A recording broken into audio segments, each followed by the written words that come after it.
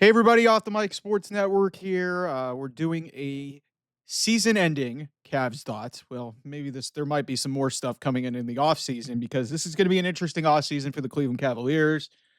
Gentleman sweep, huzzah, against the Indiana Pacers. Unfortunately, the Pacers were, as I said, the Pacers were better. The Cavs had some issues mentally. They were also broken down physically, and a lot of things went wrong in this series. They were out coached, they were out physicaled, they were out schemed, they were out they couldn't shoot. It's just like everything that could possibly go wrong went wrong in this series against the Indiana Pacers. And they got the one game. So hey, they weren't swept, but they didn't win a game at home and it was not great. So I understand why it feels like a funeral in Cleveland today because this team 64 wins, one of the great. Here's what's crazy. Cavs have had, I think, 360 win seasons in the history of the franchise. Didn't win a championship in any single one of them. There were 2 years with LeBron before he left, and then there was this year. I think it might have been 09 and 10, I think, if I'm not mistaken. I'll have to go double check that. But 360 win seasons, none of them won a championship. The furthest they got was the Eastern Conference Finals, and I think it was that 09 team against the Orlando Magic, and I remember that year like it was yesterday. Because, yeah, it was just a disappointing finish just as much as this is. But what I find really interesting, and we might have to break this off into two videos, so let's start with this. Donovan Mitchell, for whatever reason, is getting blamed, and the trade that happened to get him is getting blamed for why this failure happened, okay? So I get the whole thing about the two small guards, and, Darius Garland and Donovan Mitchell are both 6'4"-ish, maybe 6'5".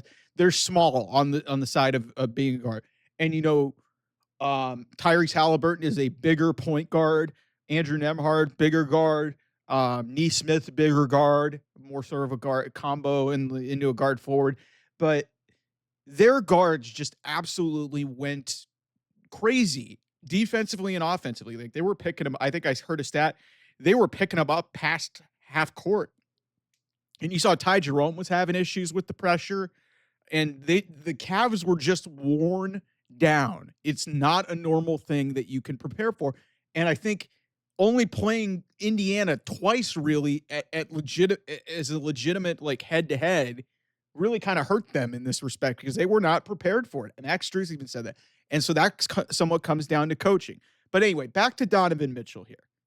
If you're one of these idiots and one of these hacks on the internet who are trying to rationalize, also, mind you, you're probably the same people who are saying Donovan Mitchell is the second best Cleveland Cavalier of all time behind LeBron James after only 3 seasons. Yet now you didn't want to trade for him. Let me remind you guys where this team was 3 years ago. They missed the playoffs because they lost 2 play-in games. They lost to, I think they were the 8 coming in. They lost the 7-8 game to Brooklyn, and then they lost the 8-9 game at home to Trae Young and the Hawks. And they missed out on the playoffs that year. So then they go and make the trade. They had drafted Ochai Agbaji, who was the MOP at Kansas.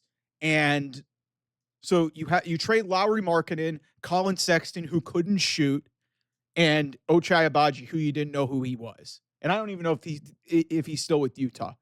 So you're here. You mean to tell me that you would rather not make that trade for one of the 10 to 15 best basketball players in the NBA, granted small, but is one of the more electrifying talents in the league? You would not make that trade and be in first place. Yes, I understand that we are judged off of the playoffs, but if you're trying to use Donovan Mitchell and that trade as a referendum on this roster, you are full of shit. The pieces around him, that may be flawed. And yeah, Darius Garland and his contract, Jared Allen and his fit, Evan Mobley finally came into form this year after years of not being able to get it done in terms of like not fully being developed, but now he's become more of an offensive threat. He was the defensive player of the year. But why is everybody turning on Donovan Mitchell all of a sudden? The guy was questionable to play in Game 5. The guy almost put up 50 and the team lost. They couldn't make shots. People are like, Well, well, hey, man, Mike, if you're going to blame somebody, if you're going I instantly go to Jared Allen, for example. And this guy on Twitter comes back at me, well, Jared Allen would have missed 3 free throws in the clutch. Guys, they were exhausted. They were exhausted. Try being a basketball player in a high level game, going up and down the floor for 48 minutes with that Indiana Pacers basketball team. It is not a normal style to play.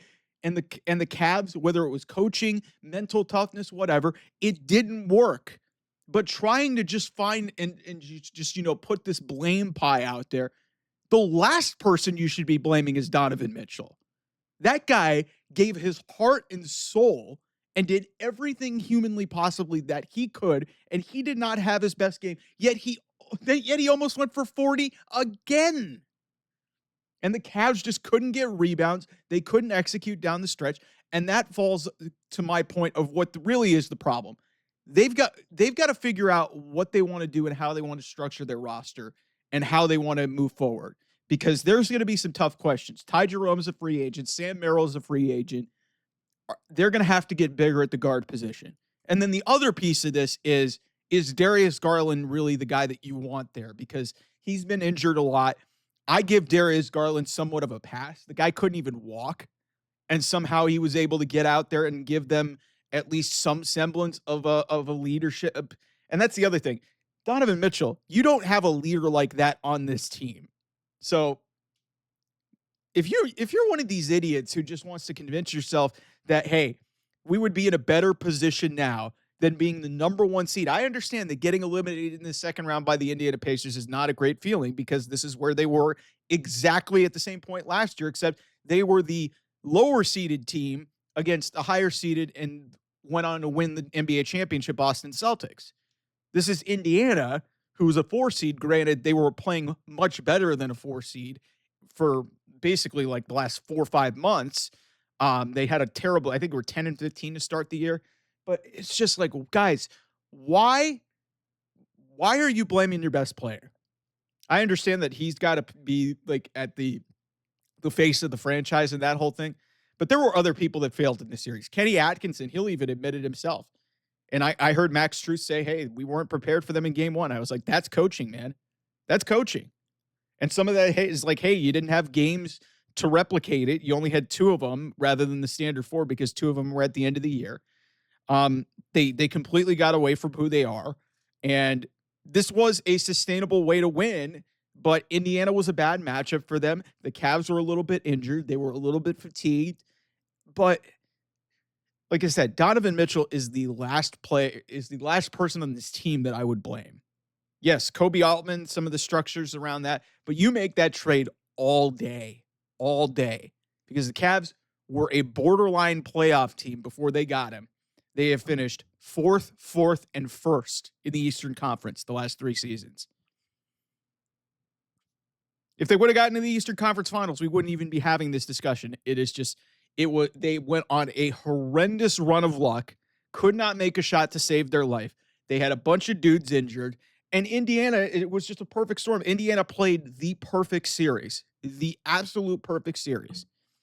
And that's what it comes down to. So with Donovan Mitchell, it's like I said, I get where the territory comes. He is a smaller guard in the vein of Dwayne Wade, who didn't win a bunch of championships, but Dwayne Wade's career didn't last long. And the type of punishment that Donovan Mitchell takes is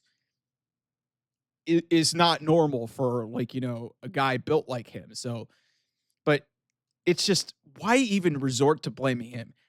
Jared Allen had 11 points and 6 rebounds as a 7-footer. 11 points and 6 rebounds in the last 2 games of the series.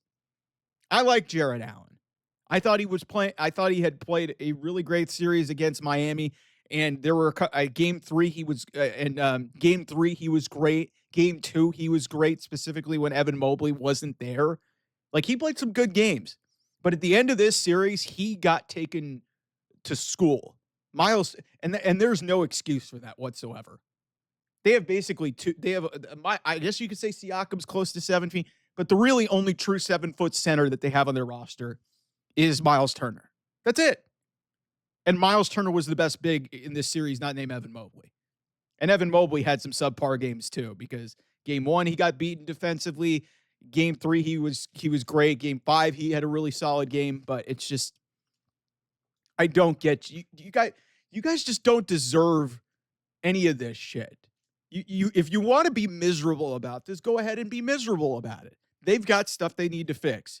But if you're going to just start pointing fingers of blame and trying to do revisionist history about one of the most important trades that this franchise has ever done, not acting like 10 days ago you were saying Donovan Mitchell was the second best Cav in the history of this franchise, probably will drop down to third because Kyrie Irving won a championship. But all you people were already trying to put him above Kyrie. What the fuck are we doing, man? Get control of yourselves.